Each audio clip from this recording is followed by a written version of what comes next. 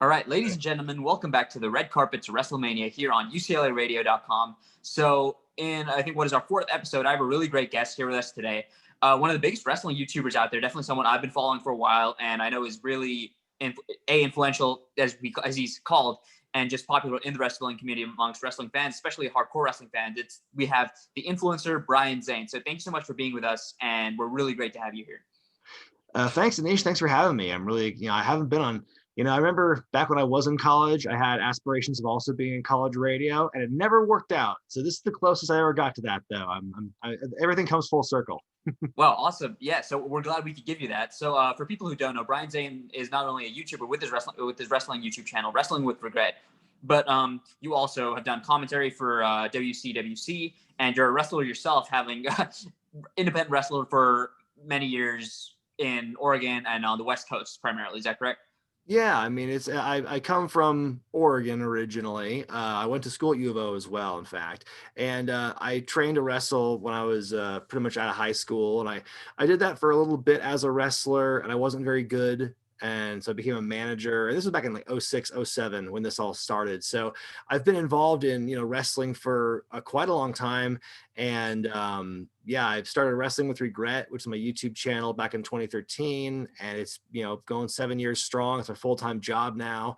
And it's that gig is also parlayed into other success. Cause like you said, I did commentary for West Coast Wrestling Connection a couple of years ago. And up until recently, I've been involved with Ring of Honor until the pandemic happened. I was involved as a backstage interviewer with them. And, I'm still there with the company, but they just haven't had a use for me in the ROH bubble yet. But yeah, man, I think it's kind of crazy where I always say no one's path in wrestling is the same. No one's path to success is the same as somebody else's. Everyone has a different path, and it could be you're really a gifted athlete, or you're really good at other things that get you into that business and finds you an opening. And that's kind of what I'm kind of blessed to be in the latter half of that. Yeah, I mean, that's a really good point what you're talking about in that nobody's path in wrestling is the same. So I just wanted to ask you right off the bat, what got you into wrestling? I'm sure it was when you were super young, as most people start out. But yeah, what was the match or the storyline or the superstar that made you a wrestling fan and kept you a wrestling fan? I think the wrestler that really caught my attention the most was the Black Ninja in WCW versus NWO World Tour on the N64. It was a video game that actually got me Yeah. into professional wrestling, and it was something where, growing up, I would flip the channels as a kid and find wrestling, not really knowing who anyone was, and my parents would always they would instinctively know it, and there's burst in, no, don't watch the wrestling. It's bad stuff. Don't watch it. And so I would have to, tune out of it. And so I had this negative connotation with wrestling for a long time growing up until 1998 when it just blew up and everyone was watching it. And then my friend, he rented the game, and neither of us were wrestling fans, but we played that game for the entire weekend. And so he never really followed the wrestling after that, but I was hooked. And so I started watching the real stuff on TV, after that, and the rest is history.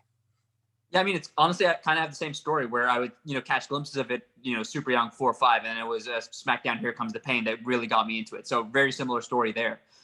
So from there, what was it that made you decide to actually start training in wrestling and get into, the business itself? Obviously, it's been a long path for you. I mean, you said you debuted sort of 06, 07, and you started your wrestling channel 7 years later, 2013. What was that in between for you? Well, I think what got me, from when I first became a wrestling fan, there was always a part of me that thought, oh, I would love to be this kind of character. I think everyone has that kind of fantasy of being, their dream character or gimmick or whatever. And, I thought, well, that'd be kind of cool to try and wrestle. And I was reading Mick Foley's autobiography, and I'm like, well, if this guy can get over and have a successful career, then what about, me? And I was, that's it's a bit of a misnomer. It's really dismissing a lot of his other athletic accomplishments. But it was just something where I thought I could do it or be kind of fun, but I didn't really think too hard about it. And then when I was a freshman in college, I saw that there was a wrestling school back in Portland, which is where I'm from originally, and it's 2 hours from Eugene. So I went to that school. I thought if the opportunity is there, it's affordable, and the wrestlers who are in charge of it are very reputable as well. They're held in high regard. So yeah, I decided to take that plunge and for 50 bucks a pop for like 3 years, I was going to, the wrestling school as often as I could. And I couldn't really make it work physically. Like if you watch my matches on YouTube, the physicality was not something that I embraced very well, or the coordination, or really anything, not having to do with like talking. I basically found my calling as a talker, whether it be an announcer or a manager. And it's something that I kind of like, I tried to say, well, maybe if I could wrestle too, it'd be fun, but I couldn't make those connections. And I don't know what my, besides of a lack of work ethic, I'm not really sure what my falling was in that regard to make it work. So yeah, I think manager was something that was more of my strengths. But yeah, as far as like what made me think I could do it was just the opportunity was there. I wasn't in a place where I felt comfortable, like, well, I'm going to pack up and move all my stuff to this school in St. Louis or something. It's like, it just didn't really work for me. So, I think it was just the desire and the opportunity. Well, let's give it a try. And what's the worst that could happen? And what was it from there that got you into actually doing YouTube? Because, there's a lot of wrestling content in general out there. So it must have been, a little daunting to try and get into it and just carve out your own niche, which you've clearly done at this point. But what was it in those early days, and what made you decide to take that plunge? Well, I was kind of an early adopter of YouTube at college because it was breaking out just around the time I was doing my focus on like journalism and electronic media. So I worked a lot in video editing, and that's where you put your reel up. It was YouTube. It was it's still, all my old demo reels are still up there hidden in my personal account somewhere. But yeah, I got into YouTube for a while, and I always fantasized about having like, oh, wouldn't it be cool if I had some kind of funny wrestling channel, like a sketch channel or something, because I was really inspired by this YouTube channel that one of my favorite bands at the time had, and they were doing kind of a sketch comedy thing. Like, that'd be funny to apply wrestling to that. But I never really I had this ideas rattling around. And then also at the same time, when I was graduating college and like first couple years out, I was really a big fan of like the Nostalgia Critic and the Angry Video Game Nerd, who are like they really kind of they developed a cottage industry, or they're responsible for a cottage industry of like a bunch of like nerdy wrestling YouTube critics. That's like basically, it's a whole industry in and of itself, and they're kind of responsible for it, for better or for worse. So like I had then, like a few years down the line, I was a fan of like all these different, offshoots of that that archetype. I'm like, why everyone's covering like comic books and music and movies? Why is nobody covering professional wrestling? Because I feel that's a medium that's ripe for that kind of analysis and skewering. And now everybody's doing it. Exactly. I mean, it was happening back in, when I was in college. I would go to wrestlecrap.com, or the people's wrestling website.net, all these different places where there was that kind of thing existing in text form, but no one was really doing it for video at the time. Like in 2013, wrestling YouTube is not as big and vast as it is now, especially when I was getting into it and the content that I was trying to put out, because no one else was doing like long form video essays with a humorous tint to it. Basically, nobody was doing Nostalgia Critic for wrestling, and that was what I wanted to do. That was my number one goal, was like, I want to try this. And it just started out as kind of a hobby, or something I didn't, I put the energy and the thought into it, and I did what I could to make it look good on a very limited budget. But I did have at least the knowledge of how to edit video and how to write, so I had that down. So that's kind of like what got me into it, was, again, kind of like the need was there, I felt, or like it was available to be tapped into. And now, of course, like, yeah, wrestling YouTube is so huge, and like so many people have channels now. And of course, the wrestling podcast scene is just, there's not enough grains of sand in the Sahara to represent the number of wrestling podcasts out there. I'll just say that. Yeah, I mean, hell, we're dipping our toes in the water now, so we're adding to this curse or blessing, whatever you'd call it. Yeah, well, good luck. But yeah, it's just like, I think at the time, wrestling YouTube was not fully explored, and I was just really happy to kind of provide that. Not provide anything, but at least I had the motivation and I had the inspiration to get into it, because I felt really passionate about that idea, and like no one else is doing it. So at what point did you realize you could do this full time? Because obviously, I'm sure, for people who don't know, your first video, at least I'm pretty sure, was that analysis you did of Muhammad Hassan. So obviously you didn't upload that and immediately think you're going to be a millionaire. But at what point did you realize you could do this full time as a job, as you said you do? When I started getting paid for the videos, which took a long time. It took about 2 years for me to get my first $100 from like Google Analytics, because like you need to get like 1,000 subscribers in order to qualify for monetization, and yeah, I think somewhere in like the 2-year range, I was able to qualify. That I finally made my money, and like, oh man, this is awesome. And then like when the channel really blew up in like 2015, I started getting a lot of momentum based on a couple of big videos at the time, like my Jim Cornette parody video and like a countdown I did, like worst heel turns. Like then I also signed with a multi-channel network, which at the time was cool, but now in 2020, no one likes them anymore. But at the time it helped. And so I think all those things really kind of led to this perfect storm, and all of a sudden my channel just exploded. And when it started making serious money per month, that's when I realized, well, if this keeps going, maybe I can. But I didn't really know for sure until like a year later. So like 2016 was when I was finally at the point where I was making enough consistent money. I was like, okay, I feel comfortable that like, and I was getting to the point where my channel, I wanted to evolve it in a certain way, but I couldn't do it with my day job, and with being a family man with my wife and my one child and another one on the way. So I made the choice to go full-time YouTube while my wife and I were expecting our second kid, and we were in the process of moving into a different house. So I had it all figured out. I had it all covered. I'm just going to lose my stable paycheck. But yeah, That's a dive right there. As far as once, like, it took a while for me to get fully comfortable to the point. And then like, it was a thing where my wife and I, okay, we're going to agree to like, at this predestined time, I will make that move. It'll be after our child is born, boom. And like, but then I got to a point like 2 months earlier, I'm like, no, I got to do it now, because like there's X, Y, Z I got to do. And I can't do that if I'm like still, working at channel 2, And so she was like, are you really? Okay, I guess we're doing this. So my wife's a big supporter of me. And she's definitely been, if it wasn't for her confidence in me, I don't think I'd be this far. Okay, so your channel itself, obviously, like you said, you started off doing essentially like Nostalgia Critic or Angry Nerd for wrestling. But obviously, since then, it's evolved into a lot of other stuff, which is what so many people know you for. You do the Raw and SmackDown reviews, the Wednesday Night Wars. You review old pay-per-views, which is some of my favorite stuff that you do. Which of these types of videos do you think really helped you make it bigger, or which ones do you really prefer making? Like, I love making videos that are more creative. I feel it's like the stuff where I do like little sketches or music videos, those ones are creatively the most exhaustive for me, because like I put like all this effort into it, and like the jokes have got to hit, and like I spend time writing these lyrics and everything, or come up with these really funny edits, and then I put the video out there, like no one watches it. Like they never get as much love as my other videos. So it's like I've come to use like countdowns and the classic pay-per-view reviews as kind of like guaranteed like winners in terms of like what's going to generate views. So I have a healthy respect for those, but I'd much rather make the more fun and creative ones. But like the only reason I'm not making those now is because I'm trying to like keep my head above water with my current work schedule. Right. And if I have time, I have like a real bunch of momentum, then I can make some other stuff. But yeah, and like I have fun making all my videos, honestly. Like they're fun in different ways.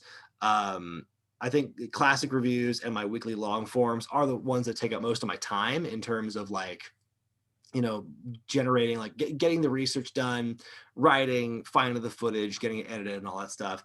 Those are the most time consuming. But like those can also be fun, and kind of it's fun. I learn a little bit more about the editing process, and I get better as a writer and an editor with every video I make. So it's like, it's all very beneficial. It's all fun in their own way.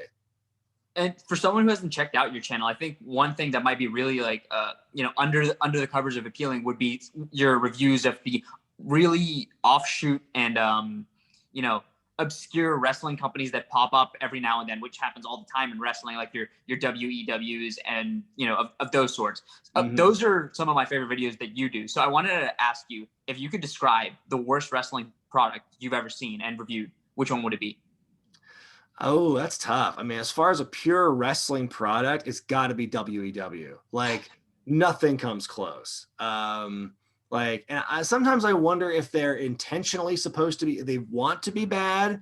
Like, 'cause I think that like a lot of the WEW stuff was stuff that CZW also filmed like on their like, B-sides or whatever. They just redubbed it with even worse commentary. Like, I don't know the full story of WEW. I'd love to get a hold of Eric Gargiulo and ask him like what was going on with this company.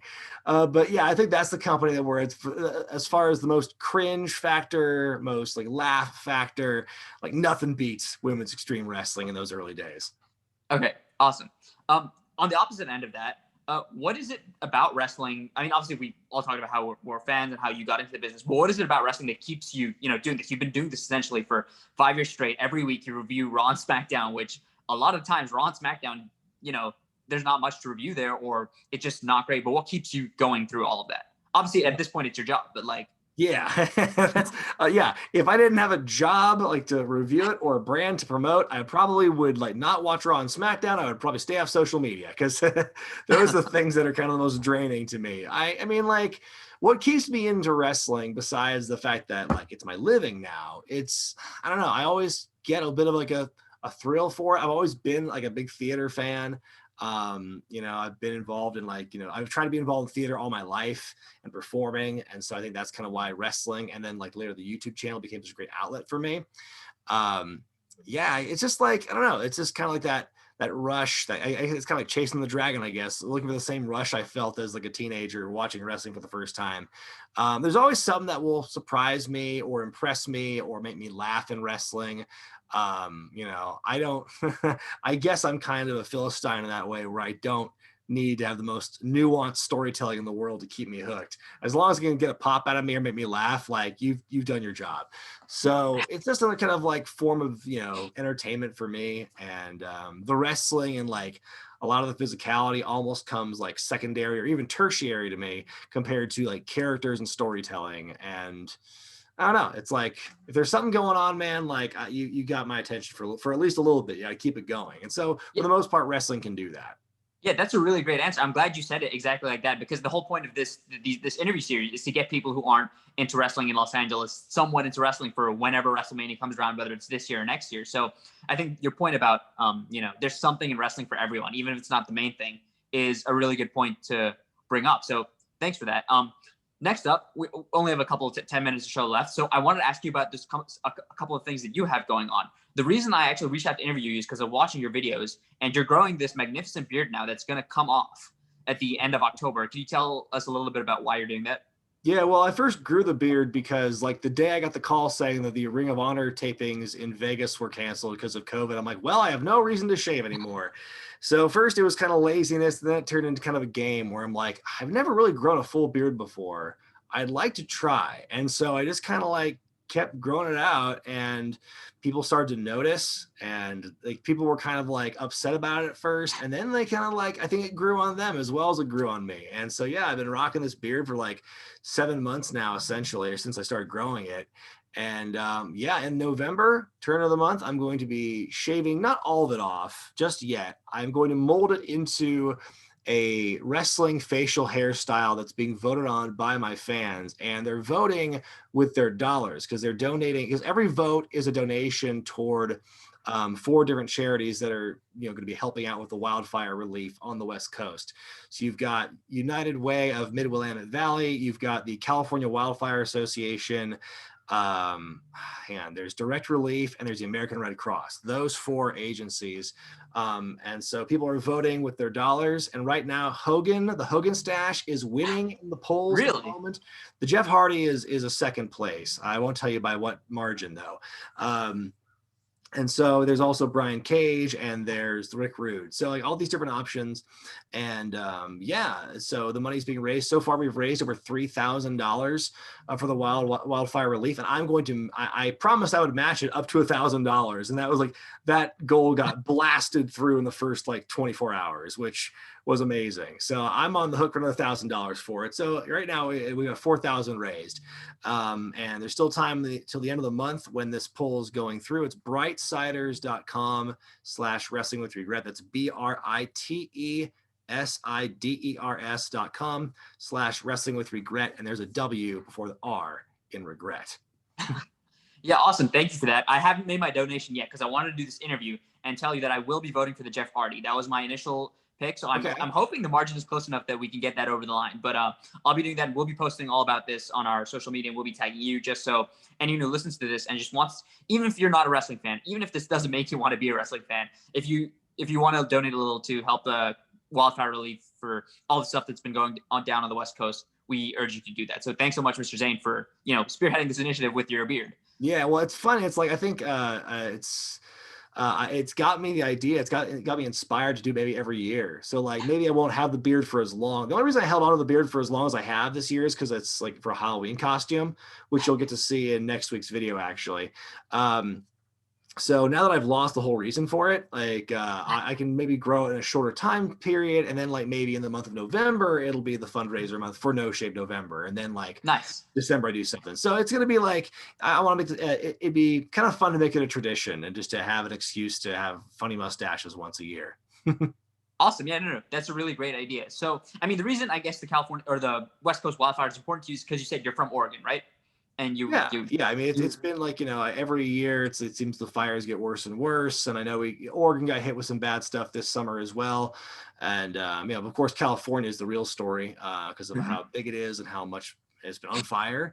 And so, yeah, we'd like to, help out the people who are being misplaced and otherwise affected by it. So I have to address obviously you went to U of O, which is a big UCLA rival, especially in football and basketball. But I will say, of all the Pac-12 schools, I would say after UCLA, Oregon has always been my favorite. And I don't know if you know this, but the Oregon band at a lot of your guys' sporting events will play Stone Cold's theme song. Did you know that? Yes, I remember that from when I actually went to the games. They would play. That was the one song I marked out for was the Stone Cold theme.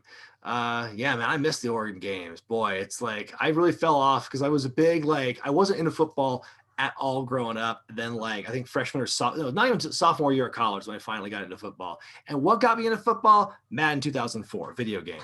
So then I started getting into Oregon football. They didn't get really, really good until I left, until I graduated. And then Chip Kelly takes over and just stomps a mud hole on everyone. And then now we have him and it's not going so well. Yeah, when he left, it's I really lost a lot of interest in it. I think the breaking point for me was the Alamo Bowl a few years ago, Oregon and TCU, but that's a whole other story. Okay. One last thing I want to ask you about. You said you have a film riff going on this weekend. Could you tell us a little bit about that? Yes. I made this whole point to bring a prop into this, and I realized it's not going to be a video interview, so it makes no bearing on this interview. But the movie is called Just Another Romantic Wrestling Comedy. It came out many years ago. At least I can use this as a reference. 2005 is when it came out, and it is one of the, if not the worst wrestling movie I've ever seen. It's just a bad movie, period. Wrestling or otherwise. Everything about this is just so bad it's good, and teeters on so bad it's bad property. Who's in honestly. It? One of the things I was most heartbroken about when Mania weekend got canceled in Tampa this year was I wanted to do a live riff on stage with a live audience of this movie with a few guests, and I didn't get to do that. And so I'm trying to make up for it in the digital realm, because this Friday at 12 noon, 3 Eastern on my YouTube channel, we'll be trying this again. We'll be doing a live riff of the movie, and it'll be a watch along with not only Colt Cabana, who's quite a name in the wrestling circle. If you're a fan of wrestling, you probably know who Colt Cabana is. And my other guest would be April Hunter, who is a former wrestling personality, but she also had a starring role in this movie. And so we'll be asking her what kind of behind the scenes questions or stories she might recall from her days as part of this movie. And we're all just gonna I hope not bury her, but we're gonna bury this movie. That's one thing we're gonna be doing during this stream. Awesome, yeah. Thanks so much for joining us here today. We really appreciate you coming on, just taking a little bit of the time out of your day to A, talk about wrestling, and B, talk about all the really cool stuff that you're going on. Hold up that prop again, because I think the video's quality has been pretty great. I actually might put this out on the UCL Radio YouTube channel. So yeah, here's a screen grab for you. Yeah, awesome. Thanks so much for that. Is there anything else you'd like to talk about that you got going on, or just No, I'm on Cameo now. I actually have a Cameo account that just I made public yesterday, and I actually have a request that just showed up this morning, and I have to fulfill that. But it's just look me up, Brian Zane, Zane, and it's the traditional spelling for Brian, by the way. None of this Y crap. I've had to live my whole life dealing with BRYANs. That's not me, man. So, And so check me out obviously, Cameo. I'm also on Twitter at ZManBrianZane, Facebook.com/WrestlingWithRegret, Instagram at Brian Zane, and yeah, now Cameo.